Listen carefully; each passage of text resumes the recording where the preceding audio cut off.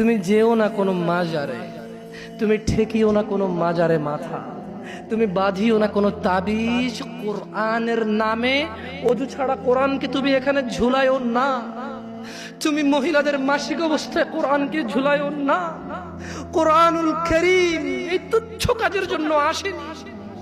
শিফাউল লিল মুমিন। তুমি একটু বুদ্ধিমান হও, নাপা তুমি খাও, গলায় নাও না। কোরআন তুমি পড়ো না, গলায় নাও। তুমি একটু বুদ্ধিমান হও, তুমি একটু বুদ্ধিমান হও মুমিন। তোমার এখানে যদি সূরা ইয়াসিন থাকে, তোমার এখানে যদি সূরা ইয়াসিন থাকে, তুমি বোঝো তুমি টয়লেটে যাচ্ছ সূরা ইয়াসিন নিয়ে। আল্লাহকে ভয় করো।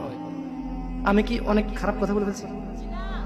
প্লিজ ক্ষমা করে দিন, আমি ছোট মানুষ, আমি ছোট মানুষ, আপনাকে বিরুদ্ধে তো বলতে আসিনি। আল্লাহর কসম আপনি রাগ করিয়েন না। ধরেন সূরা রহমান আপনি হাতে রাখলেন, টয়লেটে গেলেন, স্ত্রীর সাথে ঘুমাইলেন, গোসল করলেন, সিনেমা দেখলেন, আপনার বউয়ের মাসিক, হায়েদ, নিফাস, টয়লেটে গেল, মিথ্যা কথা বলে, সিনেমা দেখে, গোসল করে, আপনার সাথে ঘুমায়, অন্তরঙ্গ সম্পর্কে জড়িত হয়, ওনার কোমরে সূরা ইয়াসিন। বলেন কোরআন কি এত তুচ্ছ জিনিস? বলেন এটা কি ন্যায় না অন্যায়? আল্লাহকে ভয় করা উচিত নাকি উচিত না? আল্লাহকে কেমন করে ভয় করা উচিত? হাক্কা তুকাতিহ, যেভাবে ভয় করা